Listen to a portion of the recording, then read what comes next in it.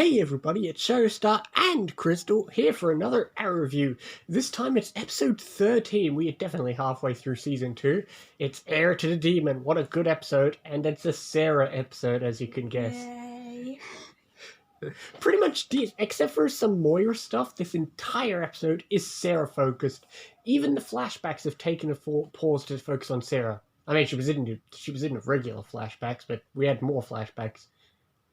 But Yeah, it was more flashbacks like before she got on the boat kind of stuff. And then after the boat as well. Yeah. We basically see what happened to Laurel and Quentin after she got on the boat, which was a good scene.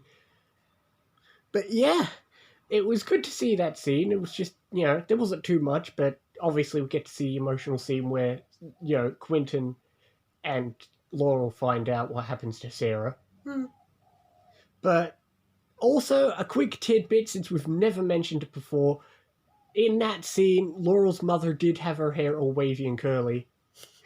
So she does look like River Song. Yeah, I know. It's been the first time. I figured I'd mention it. But, yeah, the flashbacks, there weren't too many, but at least they were good. Like I said, most of the time when flashbacks focus on something that isn't a normal Oliver story, they're usually really good. Usually. Yeah. And this one was an example of that. Yeah, definitely.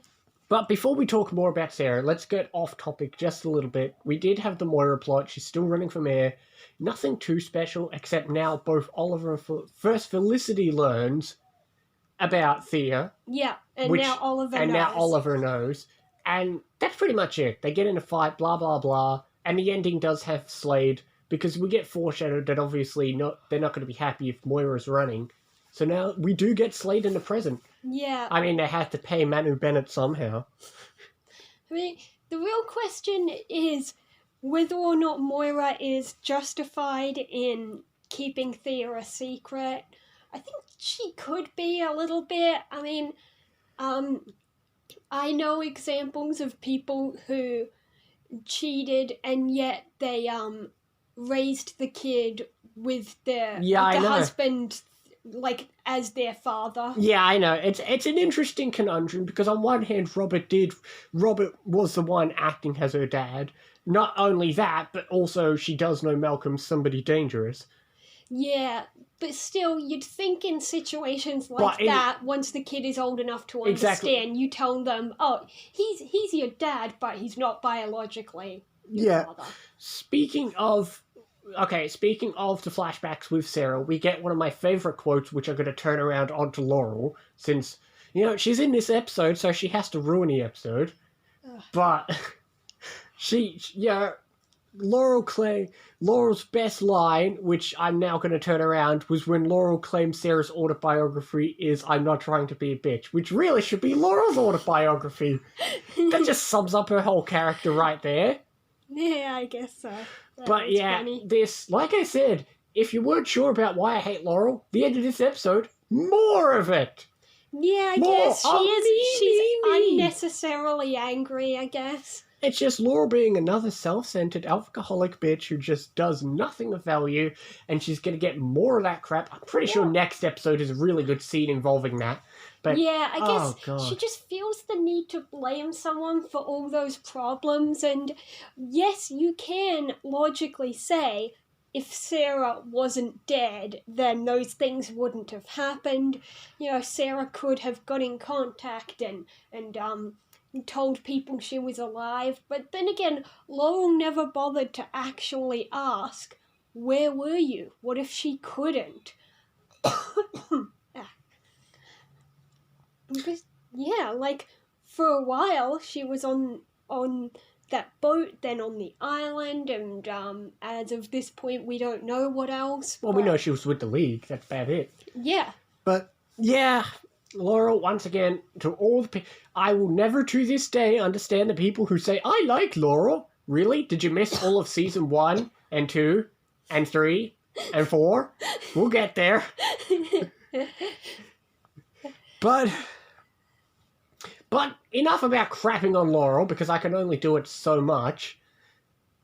I mean, I can do it more if you want, but shall we talk about something better? The better Lance character, which is every other Lance character. But we'll focus on Sara most of all. Yeah. I mean, don't get me wrong, Quentin had some good moments, but it's Sarah's time in the shine.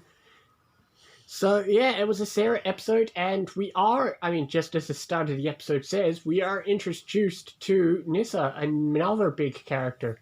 Yeah, quite interesting. Yeah, we finally get Nyssa, and we finally get a lot more Sara. I love that moment when Nissa's got a knife, but then they start kissing, and then they both admit, I wasn't sure what you were going to do. I don't know why, it reminds me of this moment from, like, an episode in Torchwood. Yes! They were kissing, then punching each other. I know that moment. Yeah, I know, I just thought of that there, but... Yeah, we are introduced to Nyssa, who, despite what she seems in this episode, does end up being a character I really enjoy.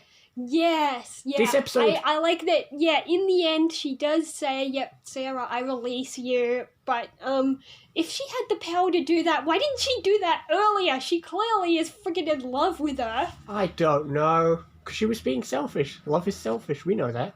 But, I mean... Yeah, she thought, come back to the League and be with me as well. That's the thing, like I said, if... She was hiding behind the League rules, which are usually either kill them or bring them back. She thought she could use those rules to say, yeah, I can make Sara think she needs to come back to the League, meaning be with me. Yeah. But in the end, she gave up and said, yeah, I release you. But, like, that's the thing. Like I said, at first viewing, you might think, oh, Nyssa's a bad character. But honestly, like I said, she's one of my favourite characters eventually. Yeah. But I can understand people From Quentin's reaction, I think this is the first mention of Sara being into girls. Yeah, I know. I mean, I think both in the show and... that's the thing. I don't think there's ever been a point where it happened. I guess it hasn't, but yeah.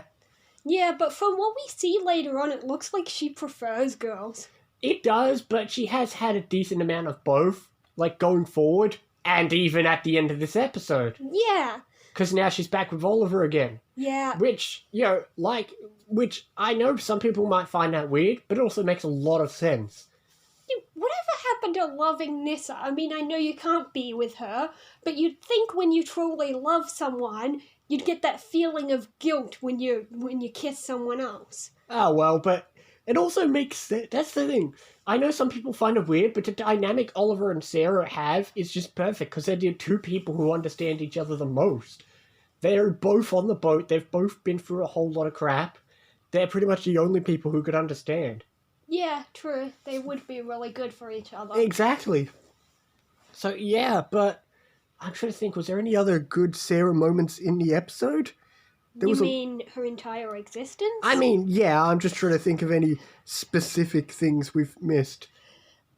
She was shirtless and beautiful. Yeah, we got that. She can do the salmon ladder. But that's the thing. There was a lot of Sara. This was the Sara episode. Yeah. But I think we've basically covered it. Yeah. There wasn't... That's the thing. Aside from a little bit of the Moira stuff, none of the other plots showed up. I mean, we had a tiny bit of Sebastian blood with the Moira stuff. Yeah. But that's about it. Thea appeared for like 2 seconds in the episode. She was there. Yeah, she was just there by Moira. She still doesn't know. She was just there by Moira's side, but that's about it. But Thea didn't do much. None of the other characters were here. That's about... Speaking of characters that weren't here, we should mention there's a deleted scene with Roy in it. I know, they cut him out the episode. Yeah, without that scene, he's completely not in the episode. It was a good deleted scene too, because Roy sees them kidnapping Dinah and then confronts her, and then we get a little bit of a Roy versus Nyssa fight. Who would have guessed that? Yeah, that was so interesting. That would have been an interesting scene. Yeah. But, like I said, this was a good episode. Definitely one of the better for the last... Definitely the best one we've had since the mid-season finale. Yeah, I'd go as high as 7. Only 7 for a Sara episode? 7.5. God, someone's not generous today. I'm going to give it an 8. Okay. It's a really good episode. There's much better ones, but I think the season is picking up again.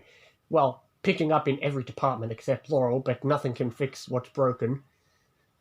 Trust me, if you're not sure why I hate Laurel, I'm pretty sure next episode she'll give me more reasons. I remember next episode. Well, I only remember some of the Sara and Laurel crap. As for the rest of the episode, I have no idea what happens next time. What's the episode name? Time of Death. I have absolutely no idea what that means. Well, I hear it a lot on Grey's Anatomy. Wonderful. I'm not watching that right now. Maybe one day I'll get him to watch Grey's. Speaking of which, we will see you next time for episode 14. 14, yes. 14 is Time of Death, and we will see you next time.